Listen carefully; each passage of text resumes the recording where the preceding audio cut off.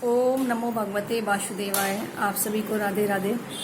आज मैं एक गहन विषय पर आपसे बात करना चाहती हूँ। जैसा कि हम सभी जानते हैं, श्रीमद् भागवत गीता का नाम सबने सुना है और आजकल क्योंकि धर्म का विषय चल रहा है तो सब लोग उसके बारे में जानते भी हैं और उसकी चर्चा भी करते हैं और माताएं बहनें भागवत में जाती भी हैं क्या। लेकिन आज तक आप जान पाए हैं कि गीता में दिए गए श्लोकों का रहस्य क्या है? क्या वो हर श्लोक ऐसे ही है?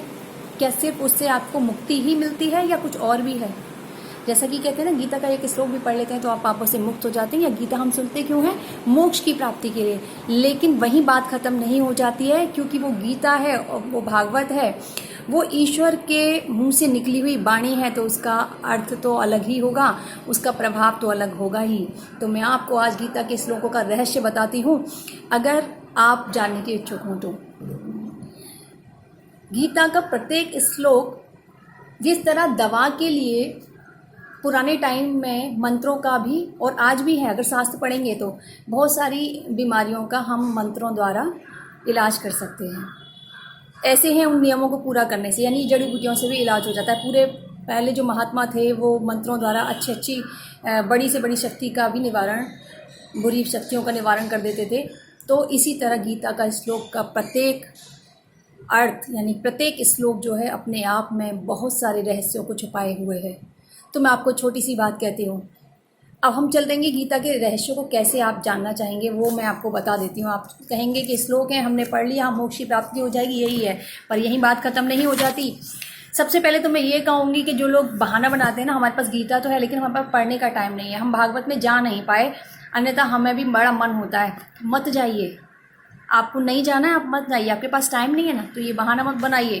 गीता के किसी भी एक श्लोक को आप कंठस्थ कर लीजिए, प्रतिदिन उसका पाठ कीजिएगा, तो आपको भागवत में जाने की आवश्यकता नहीं है। आपको करोड़ों पापों के नाश हो जाएंगे, करोड़ों जन्मों के पाप का नाश होगा और आपको अलौकिक शक्तियों का आभास होता रहेगा। वो कैसे होगा मैं आपको बताती हूँ। चलिए हम अब बात करते हैं प्रथम अध्याय की। प्रथम अध्याय में गीता में दिया गया दृष्टान्तवाच धर्म क्षेत्रे कुरुक्षेत्रे समवेतायुत युयुत्सवा ममका पांडवाश्चवे किम कुर्वते संजय। अर्थात दृष्टांत बोले, हे संजय, धर्म भूमि कुरुक्षेत्र में एकत्रित युद्ध की इच्छा वाले मेरे पांडु पुत्रों ने क्या किया। यानी इसका जो श्लोक है, इसमें धृतराष्ट्र ने संजय से पूछा है।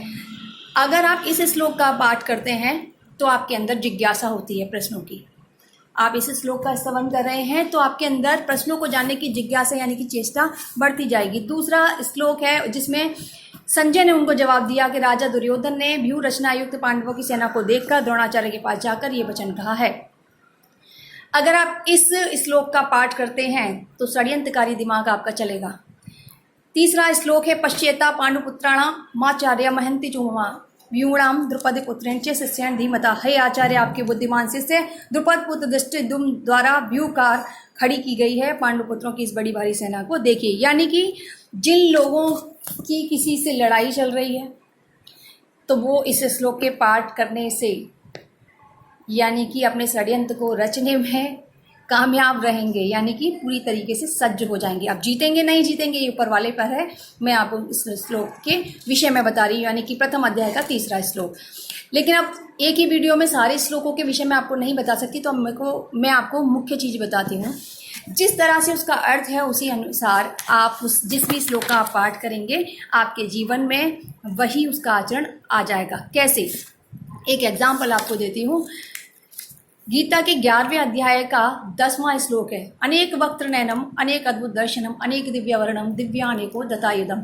इस श्लोक में ये वो समय है जब जो अर्जुन है उन्होंने भगवान से उनके विराट रूप के दर्शन की इच्छा प्रकट की। तब उस समय जब उन्होंने अपना विराट रूप किया तो वो उसका वर्णन उसका दे रखा है। तो अर्थ आप गीता में देख सकते हैं, ठीक है। अनेक मुख वाले हैं, विराट स्वरूप वाले हैं। मैं आपको छोटी सी बात बता देती हूँ, अगर आप इस श्लोक का प्रतिदिन जाप करते हैं तो आपको ईश्वर का सामीप्य बहुत जल्द प्राप्त हो जाएगा। आपको ईश्वर के दर्शन कि जो अभिलाषा मन में है वो जल्दी पूर्ण हो जाएगी, चाहे सपने के माध्यम से, चाहे अपनी योग शक्तियों के माध्यम से। यानी कि आपके अंदर ईश्वर का सामर्थ्य जल्दी आ जाएगा। आप क्योंकि ईश्वर के विराट रूप का वर्णन कर रहे हैं, उनके साज सज्जा का वर्णन कर रहे हैं, यानी कि ईश्वर की प्राप्ति अधिक जल्दी समय में, यानी कि अधिक टाइम नहीं लेना चाहते, जल्दी करना चाहते हैं, तो 11वें अध्याय के 10वें श्लोक का प्रतिदिन आप पाठ कीजिएगा। इसी तरह अनेकों श्लोक हैं और आप चाहें तो छोटी छोटी रील के माध्यम से मैं आपको प्रत्येक श्लोक का आपके जीवन में क्या फ़ायदा हो सकता है वो बता सकती हूँ। तो आपसे मेरा यही अनुरोध है कि किसी न किसी एक श्लोक का आप पाठ अपने जीवन में अवश्य कीजिएगा और आप चाहें तो उनको अपने उपायों के अनुसार भी कर सकते हैं। दूसरी बात, गीता तो है ही पवित्र, ईश्वर की वाणी है, तो आप उसका पाठ करेंगे तो सबसे बड़ी बात यह है कि जब भी आप किसी जीव को स्पर्श करेंगे उसके पाप नष्ट हो जाएंगे, वो मोक्ष को प्राप्त होगा। ये बहुत बड़ी बात है, मेरी आजमाई हुई है। मैं कम से कम 5th क्लास से गीता का पाठ कर रही हूँ। मैंने बहुत आसान उससे देखा है कि कितने ही लोग हैं ऐसे जिनको बहुत जैसे कोई ग्रसित हैं बीमारी से और जल पड़कर उन पर डाल दो तो वो उनको मुक्ति मिल जाती है, उनके पाप नष्ट हो जाते हैं। तो आप करिए ना, ऐसा करिए जिससे आपको भगवान भी प्रसन्न हो। जब आप गीता का पाठ करते हैं तो आप किसी जीव को छुएंगे तो वो पवित्र हो जाएगा। तो अवश्य कीजिए कि बहाना मत बनाइए कि आपको भागवत में जाने का टाइम नहीं मिला। तो आगे की वीडियोस में आपको रील के माध्यम से प्रत्येक श्लोक, ऐसे श्लोक जो आपके जीवन में कारगर सिद्ध हो सकते हैं, उनका अर्थ और उनका उपाय मैं अवश्य आपको बताऊंगी। उसके लिए आप मेरे चैनल को संस्कार सरिता को सब्सक्राइब जरूर कीजिएगा। ये वीडियो मैं आपको नॉर्मल ही डाल रही हूँ, आप उसे देख सकते हैं।